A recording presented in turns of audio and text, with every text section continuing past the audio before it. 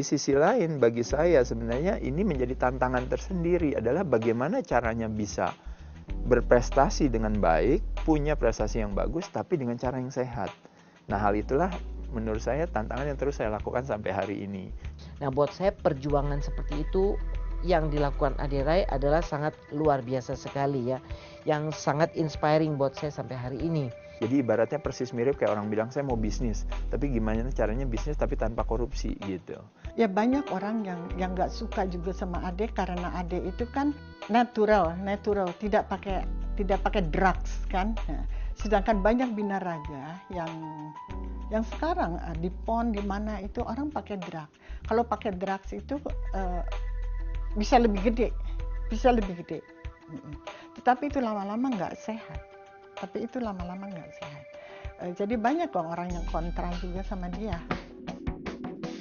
Gemercik kejujuran seorang Ade Rai membawanya masuk ke ruang kejujuran yang lain, yakni menjadi lokomotif hidup sehat di tengah kehidupan yang serba semrawut ini. Ade hanya ingin jujur dalam bekerja dan bersikap, meski ia tahu tak mudah mewujudkan semua ini, karena banyak pandang dan banyak persepsi beda dan kadang bercabang makna. Namun Ade Rai tak urung niat, ia juga tak menggeser keinginannya seinci pun. Baginya, hidup adalah pilihan yang di dalamnya bertabur konsekuensi. Itulah yang mungkin saya syukuri daripada industri fitness dan binaraga di Indonesia. Sekarang ini begitu berkembang, sarana fasilitas olahraga semakin banyak. Berbagai produk-produk yang berhubungan dengan upaya untuk membantu masyarakat untuk menjadi lebih sehat lebih banyak. Terlepas daripada banyak produk tandingannya juga ya, membantu orang jadi lebih sakit juga lebih banyak lagi gitu ya. Tapi kembali lagi saya mensyukuri bahwa industri ini semakin berkembang karena seiring dengan kecerdasan atau kesadaran masyarakat akan pola hidup sehat yang lebih baik.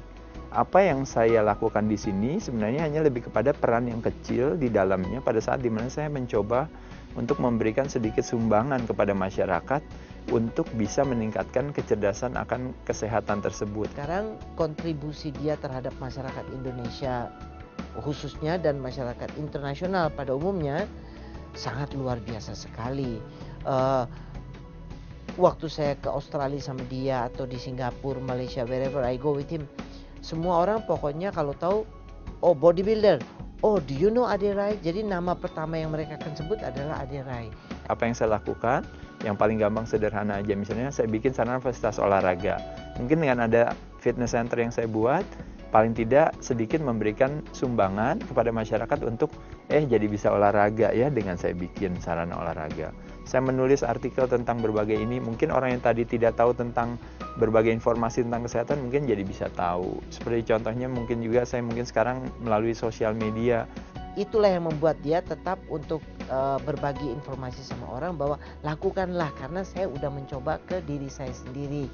Dan saya mungkin saksi hidup yang paling berani saya mengatakan bahwa I have felt it karena 3 tahun lalu dan sekarang feeling saya totally different. Aduh, ini kok berkah ya yang luar biasa akibat saya pernah kenal dengan Ade, saya menekuni ini sehingga akhirnya kita membawa satu dampak yang positif di masyarakat gitu. Dalam etapa hidupnya, Ade Rai tak pernah berhenti mendengungkan tentang arti hidup sehat.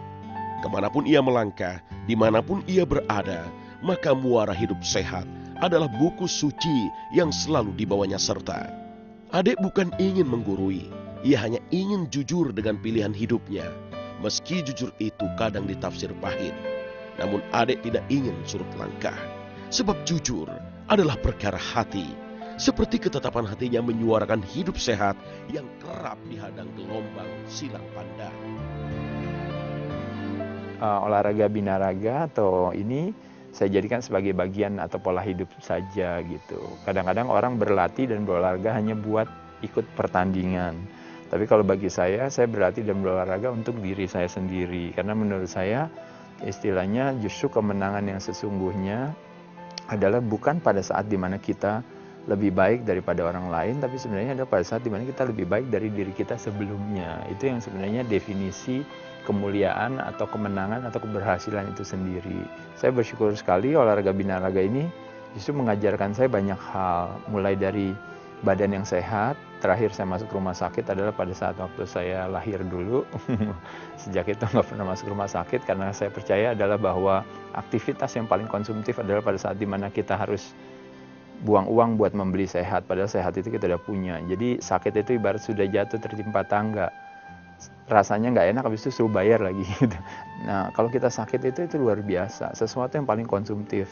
Tapi kembali lagi, sehat tidak menarik selagi masih kita miliki. Baru menjadi begitu menarik pada saat dia pergi dari kita. Saya tahu bahwa apa yang kita lakukan saat ini bukan sekedar hanya memberikan manfaat buat diri kita pribadi, tapi adalah sudah menjadi satu gaung di masyarakat untuk memberikan satu wawasan yang lebih luas lagi, ya, bahwa yang namanya kesehatan itu begitu berharganya dan tanpa kesehatan semua tidak ada artinya. Lokomotif kejujuran bernama Adek Rai itu terus melaju kencang di rel yang ia yakini kebenarannya.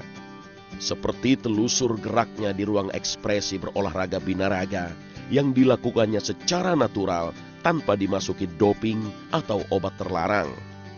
Mungkin tak semua olahragawan mau berpayah-payah seperti Adek Rai yang lantang bicara tentang pentingnya hidup sehat, juga berani menjadikan binaraga sebagai tiang nafkah kehidupan. Sekali lagi, inilah bukti ketetapan hati Adek Rai, binaragawan Indonesia yang tak pernah surut nyali. Kejuaraan-kejuaraan organisasi yang saya geluti juga adalah organisasi natural bodybuilding atau binaraga yang tanpa obat-obat terlarang, ya. Jadi binaraga yang sehat. Jadi itu satu hal yang saya syukuri sampai hari ini adalah kembali lagi bahwa muscularity go hand in hand with vitality and health, bahwa badan besar dan sehat itu harusnya sinergis atau berjalan beriringan dengan yang namanya vitalitas dan kesehatan. Bukannya kebalikan seperti kondisi hari ini di mana banyak sekali anak-anak atlet-atlet binaraga yang justru mau punya badan gede dengan cara menghalalkan segala cara. Kembali lagi semuanya adalah pada dasarnya adalah apa yang bisa kita lakukan untuk memberikan kebermanfaatan pada orang lain, bukan hanya pada kita. Dalam prosesnya kita mendapatkan satu manfaat. Berbagai buku semuanya memang berhubungan dengan buku-buku yang mengajak orang untuk punya pola hidup yang sehat dan pola pikir yang sehat, itu saja.